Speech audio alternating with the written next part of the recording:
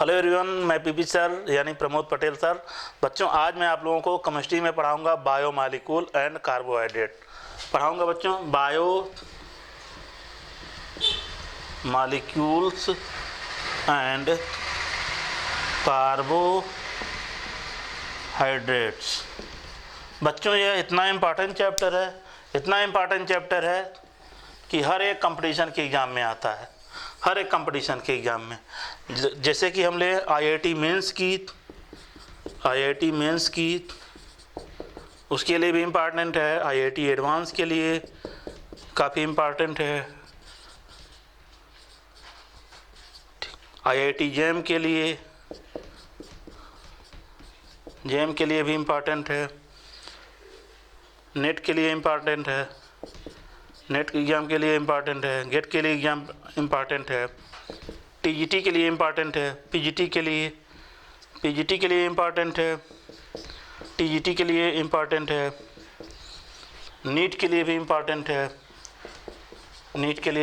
है, तो बच्चों ये इतना इम्पॉर्टेंट चैप्टर है, लोग छोड़ के चले जाते हैं। मैं यूट्यूब पे इतना पूरी सीरीज क्यों मैं डालूंगा, इतना कंटेंट आपको एक जगह नहीं मिलेगा, मैं पूरा कंटेंट डालूंगा।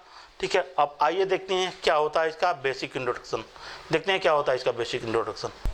आइए अब हम देखते हैं बायोमॉलिक्यूल या कार्बोहाइड्रेट का बेसिक इंट्रोडक्शन क्या होता है। तो इसका बेसिक इंट्रोडक्शन है बाबू, one of the most important classes of biomolecule, these include compound like sugar, starch, glycogen, cellulose, dextrin, gum etcetera.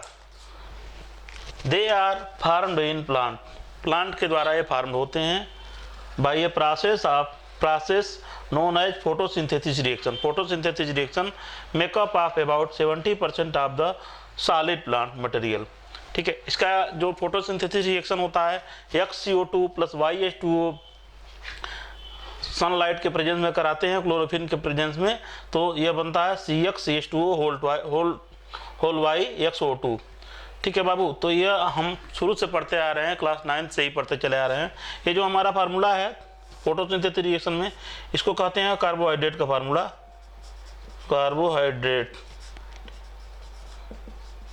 Carbohydrates का फार्मूला होता है।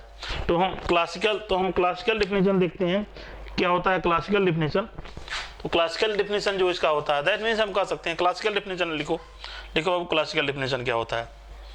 Classical definition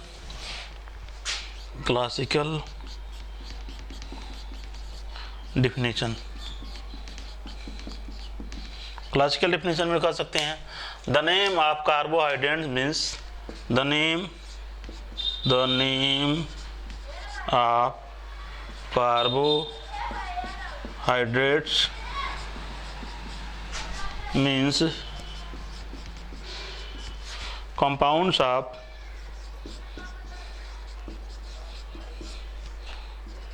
carbon, hydrogen and oxygen.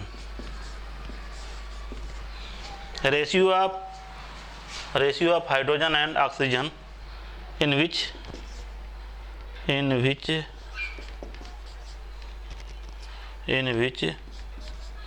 ratio of hydrogen and oxygen जो होता है 2:1 होता है। ये हमारा क्लासिकल डिफिनेशन है। अब देखते हैं इसके कुछ ड्रॉबैक भी हैं, ड्रॉबैक क्या हैं वो बताते हैं। अगर हम देखते हैं x की वैल्यू, चलिए इसको आगे हम बताते हैं। हमने बताया था जो कार्बोहाइड्रेट का फार्मूला होता है CXH2OY होता है। x की वैल्यू अगर हम 1 रखें, y की वैल्यू 1 रखें तो आएगा CH2O। दैट मीन्स हम कह सकते हैं, यहाँ भी कह सकते हैं हाइड्रोजन और ऑक्सीजन का रेशियो 2:1 है, बन रहा है। चलो भाई, पहला बन गया। अगर दूसरा x की वैल्यू 2 रखेंगे, y की वैल्यू 2 रखेंगे तो हो जाएगा C2H4O2। तो इसमें हमको मिलेगा क्या मिलेगा, एसिड एसिड मिलेगा और एस्टर मिलेगा। एसिड कैसे मिलेगा इसको हम आगे लिखेंगे, अभी ड्रॉबैक में भी ये भी आएंगे, बताएंगे अभी कैसे। एसिड कैसे आएगा, CH3 COOH में आएगा। एस्टर कैसे आएगा, HC डबल बॉन्ड OCH3 में आएगा, OCH3 में आएगा। अगर N की वैल्यू 3 रखोगे तो C3H6O2, ये भी एसिड और एस्टर बनेगा, लेकिन यह वैलिड कर जाएगा। यहाँ इसका स्ट्रक्चर हम बना सकते हैं, ग्लिसरॉल डिहाइड कर सकते हैं, CH2OH OH ये एग्जिस्ट करेगा। इसी तरह हम C4 के लिए बना सकते हैं, C4 के लिए बना सकते हैं C4H6O4, ये भी बना सकते हैं। ठीक, अगर मान लो बाबू C5 लें, N की वैल्यू 5 लें, Y की वैल्यू भी 5 लें, C5H10O5 ये हमारा शुगर में आएगा, पेंटोज शुगर में बनेगा, पेंटोज शुगर में बनेगा। अगर N की वैल्यू 6 रखेंगे तो C6H12O6 ये हमारा शुगर में आएगा। ये बायो ग्लूकोज फ्रक्टोज आ सकता है, ग्लूकोज बन सकता है, ग्लूकोज या मोनोसैकेराइड बन सकती है। लेकिन इसके कुछ ड्रॉबैक थे। ड्रॉबैक क्या थे, ड्रॉबैक देखें, बताते हैं ड्रॉबैक क्या होते हैं। इसको नोट कर लिए होंगे आप लोग, इसको नोट कर लिए होंगे, समझ गए होंगे। अब आइए देखते हैं ड्रॉबैक क्या है इसका।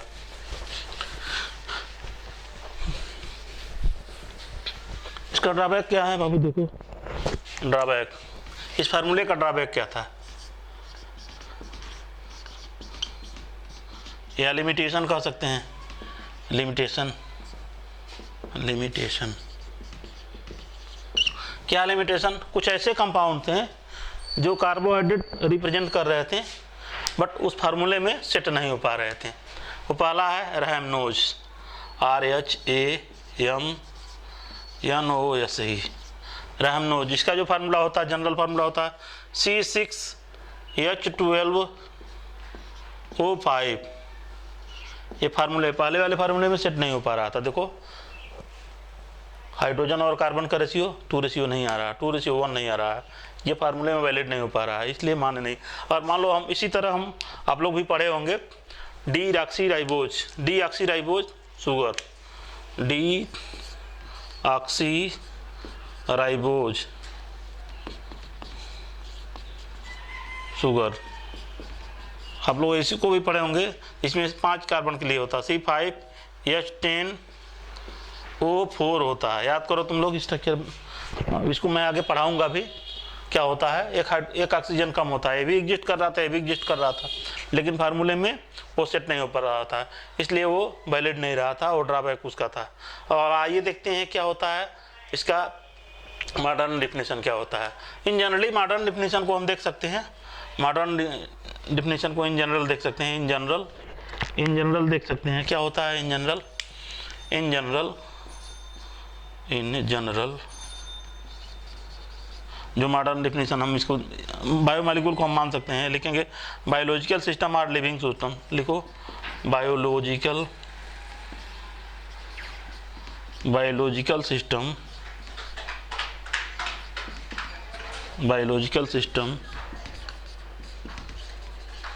और living system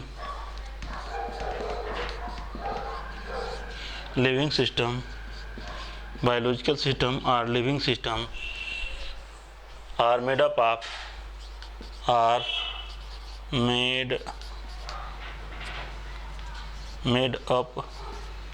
of various complex molecule, various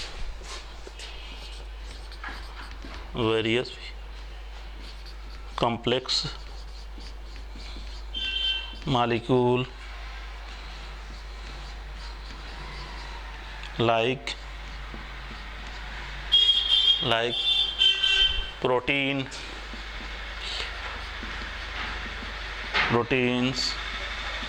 like protein, DNA, RNA, nucleic acid,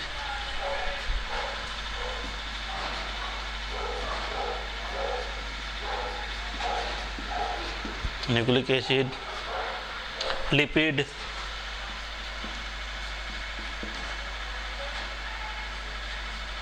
lipids, these complex molecule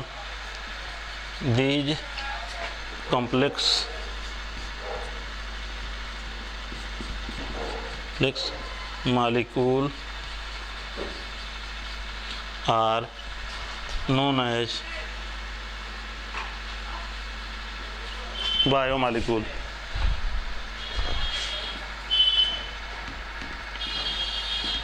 biomolecule.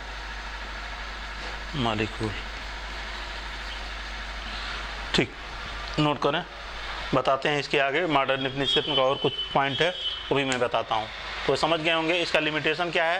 रैमनोज deoxyribose, इसका लिमिटेशन क्या था जो पहले वाले फार्मूले में, ओल्ड वाले फार्मूले में सेट नहीं हो पा रहा था। ठीक है, इन जनरली हम मान सकते हैं इसको, इन जनरल हम कह सकते हैं कि बायोलॉजिकल सिस्टम और living system are made up of various complex molecule like protein, DNA, RNA, nucleic acid, lipid. These complex molecule are known as biomolecule. Modern definition में और भी कुछ फैक्ट हैं वो मैं बताता हूँ, तब तक इसको नोट करें आप लोग। तो आइए अब हम देखते हैं क्या होता है इसका मॉडर्न डेफिनेशन। कार्बोहाइड्रेट का मॉडर्न डेफिनेशन क्या होता है, तो लिखो मॉडर्न डेफिनेशन। मॉडर्न डेफिनेशन,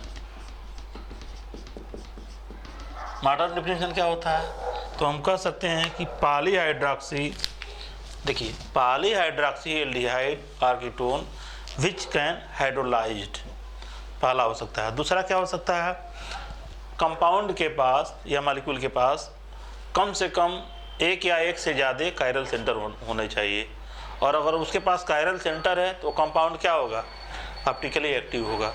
इतना कंडीशन हमको मॉडर्न डेफिनेशन में देखने को मिलता है। लिख लीजिए बाबू इसको, polyhydroxy aldehyde or ketone, polyhydroxy aldehyde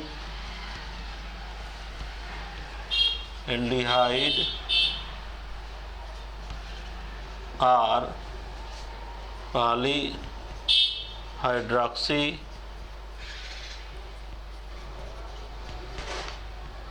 polyhydroxy aldehyde or ketone और पॉलीहाइड्रोक्सी कीटोन which give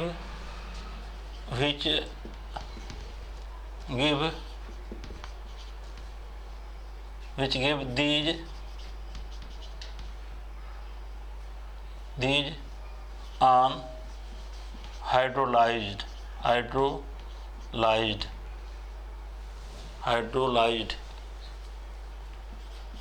जिसका हाइड्रोलिसिस हो सके।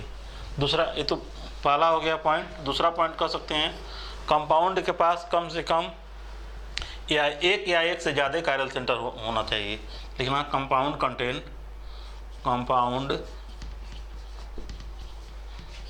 must be contain one or more chiral center,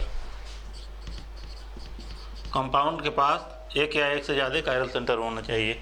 अगला पॉइंट है, अगर कंपाउंड के पास कायरल सेंटर है तो वो कंपाउंड ऑप्टिकली एक्टिव होता है। Compound must be optically active.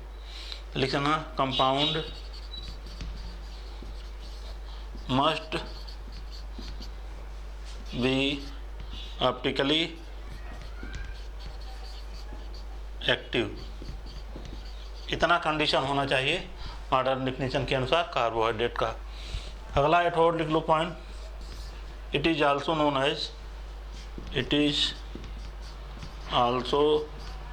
Known as saccharide units. Saccharide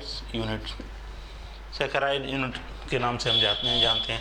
chiral centre क्या होता है, अगर हम बताओ बाबू, अगर हम कायरल सेंटर की बात करें, मान लो हम ग्लिसरॉल्डिहाइड ने CH2OH, 3 कार्बन के लिए अगर हम देखते हैं तो यहाँ OH यहाँ लगा देते हैं, H यहाँ लगा देते हैं, और यहाँ ये कायरल सेंटर हमारा कहलाएगा, ठीक, अगर 4 कार्बन के लिए देख सकते हैं तो त्रियोज इराइथ्रोज आएगा। 4 कार्बन के लिए हम देखेंगे तो त्रियोज इराइथ्रोज आएगा। यहाँ हमारे 2 कायरल सेंटर बनेंगे, 4 कार्बन में 2 कायरल सेंटर बनेंगे। कायरल सेंटर यहाँ, एक कायरल सेंटर यहाँ।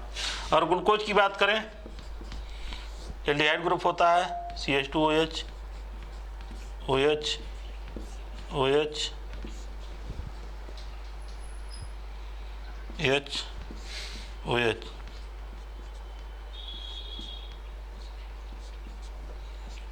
ये ग्लूकोज है। तो देखो बाबू यहाँ कायरल सेंटर के तो 1 2 3 4 कायरल सेंटर हो गए हैं। यहाँ 2 कायरल सेंटर, इसको त्रियोज कहेंगे। आगे हम सबका स्ट्रक्चर के बारे में बढ़िया से डिस्कस किया हूँ मैं, बढ़िया से डिस्कस किया हूँ मैं। इसको त्रियोज कहेंगे, नहीं इराइथ्रोज कहेंगे, इराइथ्रोज है। इसी तरह OH का पोजीशन डिफरेंट रहता है, त्रियोज होता है। इस OH का पोजीशन डिफरेंट रहेगा, त्रियोज होगा। मैं इसको अच्छी तरह से वीडियो बना के family tree diagram part D series मैंने बहुत अच्छा तरह से एक्सप्लेन किया है, इसको देखिएगा आप लोग उसको। ठीक है, OH H OH H मैं इसको बढ़िया से एक्सप्लेन किया हूँ। ये हमारे कायरल सेंटर हैं। ठीक है, तो ये रहा हमारा मॉडर्न डेफिनेशन रहा। अब आगे देखिए, अब आगे आइए हम देखते हैं दूसरा पॉइंट, देखते हैं क्या है। कुछ टर्मिनोलॉजी हैं जो सैकेराइड कितने प्रकार की होती हैं और उसकी यूनिट क्या होती है, उसका क्या टर्मिनोलॉजी है, उसको मैं बताता हूँ। पहले इसको नोट करें।